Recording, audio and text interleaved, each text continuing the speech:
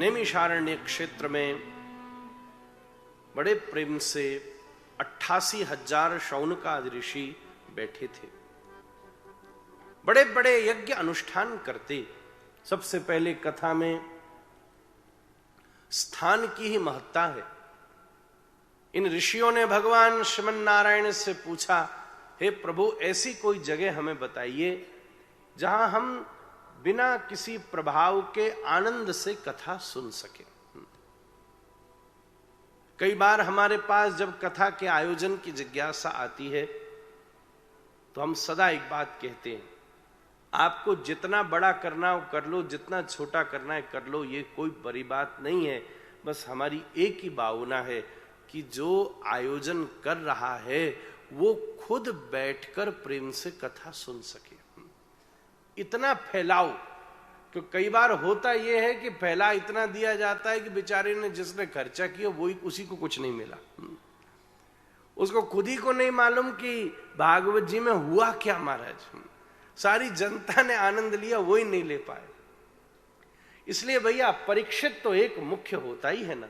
परीक्षित तो वही है जो ध्यान से बैठकर सुने।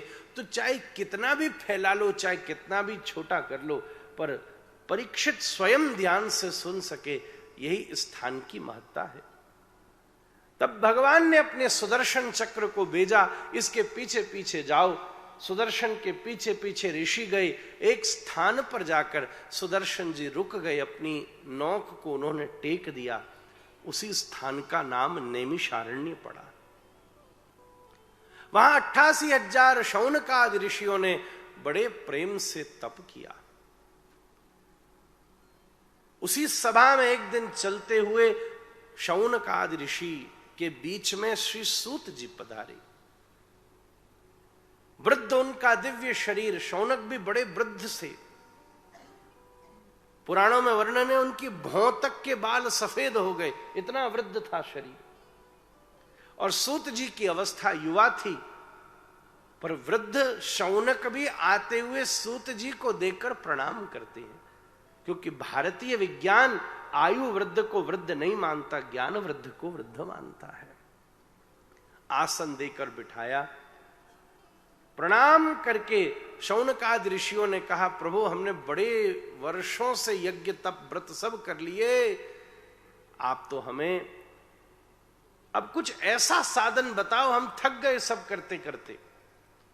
कृष्ण प्राप्ति कर्म शाश्वत साधनम तद्वदाधुना। अब तो हमें साक्षात शाश्वत रूप से भगवत प्राप्ति हो जाए, हमारे हृदय को आनंद मिले, कोई बढ़िया बात आप बताओ, हमारे मन में बड़ी सारी शंकाएं हैं। उस समय शौनक ऋषि ने, ये नाम याद रखिएगा, शौनक ऋषि, थोड़े दिनों पहले इंग्लैंड के प्रधानमंत्री का भी यही नाम था। वही शौनक है, ये यहीं से गया है वो नाम भी, आदमी भी यहीं से गया था। वही शौनक ऋषि ने प्रश्न किया। ऐसा बोलने से सबको याद रहता है, इसलिए हमने कहा। 6 प्रश्न की भावना उन ऋषियों ने सूत जी के चरणों में धरी। किम श्रेयः, हमें कल्याण का मार्ग बताइए। श्रेय शब्द का मतलब क्या है, ध्यान से सुनिएगा। एक होता है प्रोसेस, एक होता है परिणाम। दुनिया में 2 प्रकार की सोच है। एक है प्रोसेस कि भैया हम जो कर रहे हैं हमें उसमें आनंद आना चाहिए, परिणाम जो होगा देखा जाएगा।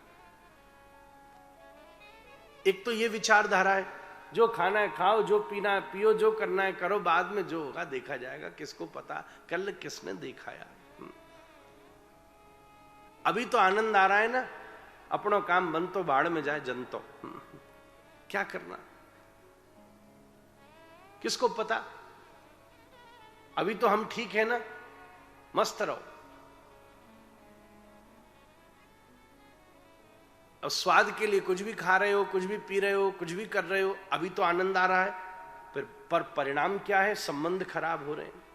परिणाम क्या है, स्वास्थ्य खराब हो रहा है। परिणाम क्या है, अर्थ खराब हो रहा है। एक है प्रोसेस प्लेजरस होनी चाहिए, कंक्लूजन क्या निकलेगा उससे हमको कोई मतलब नहीं। दूसरी चीज है जिसको कल्याण कहते हैं, श्रेय कहते हैं, उसका मतलब क्या है? प्रोसेस में कोई प्रॉब्लम नहीं है। प्रोसेस हो सकता है पेनफुल हो, पर कंक्लूजन प्लेजरस निकलना चाहिए कि भाई प्रक्रिया में कोई बात नहीं, कष्ट उठाना पड़ेगा हम उठा लेंगे, थोड़ा भोजन छोड़ना पड़ेगा छोड़ देंगे, सुबह थोड़ा उठना पड़ेगा उठेंगे, नहीं खाने वाली चीज नहीं खानी होगी नहीं खाएंगे, चाहे कितना भी प्रेशर डाल दे कोई। इससे होगा क्या? कम से कम परिणाम में तो हमारे जीवन में आनंद होगा, अर्थ बर्बाद नहीं होगा, संबंध अच्छे चलेंगे, यश प्रतिष्ठा समाज में विद्यमान रहेगी। इसको श्रेय कहते हैं। तो हमें ऐसे श्रेय का मार्ग बताइए। किम श्रेय? हमने बड़े बड़े शास्त्र सुन लिए, हमें सारे शास्त्रों का सार सुनाइए। शास्त्र स्वारक्व। भगवान कितने प्रकार के अवतार लेते हैं, लेते ही क्यों हैं, और लेकर क्या क्या करते हैं। और एक अंतिम बात हमारी और है, धर्म कम शरणम गतः। धर्म किसकी शरण में जाते हैं? अर्थात जब धर्म भी कहीं नहीं बचता, पूरी दुनिया में अधर्म करना आसान हो जाए, अभी जिंदाबाद मुर्दाबाद निकालना हो, पूरी सड़क भर जाएगी। किसी की मदद करने जाना हो तो 4 लोगों को इकट्ठा करने में झंझट हो जाता है। कोई बड़ा भारी फंक्शन करना हो, फ्री में आदमी आने को तैयार है, वेट करता है, ओहो कमाल हो गया। कोई बहुत नया फोन लॉन्च हो तो रात भर आदमी शोरूम के बाहर खड़े कर कर वेट करने को तैयार है, और उसको बहुत ट्रेंड समझता है, फैशन और मॉडर्न समझता है, और मंदिर के बाद 15 मिनट वेट करने को मिल जाए तो बोले क्या मिसमैनेजमेंट है। विचार को आप समझिए। वहां ये खोजता है कि भाई कितने खराब व्यवस्था है, और अच्छे अच्छे घर का व्यक्ति शोरूम के बाहर वेट कर रहा है कि I been awake overnight just for the new launch. कितनी बड़ी बुद्धि का दिवालियापन है। थोड़ी देर रुक जा भाई, घर में अपने आप ही आ जाएगा, उनको भी तो बेचना ही है। ऐसी स्थिति जब व्याप्त हो जाए जहां अधर्म करना सहज हो, धर्म करना कठिन हो, ऐसी स्थिति में भी धर्म की रक्षा कहां होती है।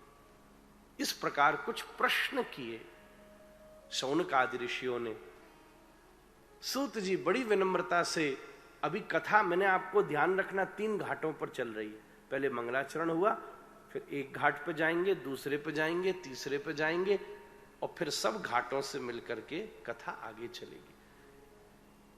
इसकी फिलॉसफी और इसका स्ट्रक्चर, 2 चीज समझने की आवश्यकता है। तब तो आपने भागवत सुनी, अदरवाइज ठीक है थोड़ी देर बैठ के मजा करना है तो गाना तो हमको भी आता ही है। रायता पी के सरर, दैया पी गए दर कर लो, 2-3 घंटा तो निकाल ही लेंगे। पर हम समय नहीं निकालना चाहते, बल्कि हम आप सब मिलकर अपना समय बनाना चाहते हैं महाराज, इसका लाभ लेना चाहते हैं। इसलिए तो इतना परिश्रम कर रहे हैं, नहीं तो आज क्या आवश्यकता। कई के तो कहते महाराज इतना श्लोक सुनाने की जरूरत क्या, इतना पढ़ने की जरूरत क्या, 2-4 तान सुना, बढ़िया खेल खत्म।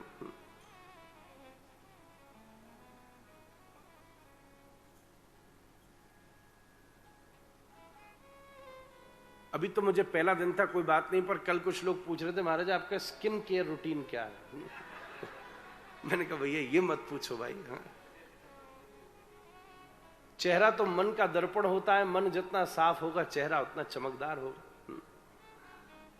मैं तो आपसे सच कहूं, ये कथा स्किन केयर रूटीन के लिए नहीं है, ये कथा सोल केयर रूटीन के लिए है महाराज। आपके हृदय में ये प्रश्न जरूर होना चाहिए कि हम अपनी मेंटल हेल्थ केयर कैसे करें।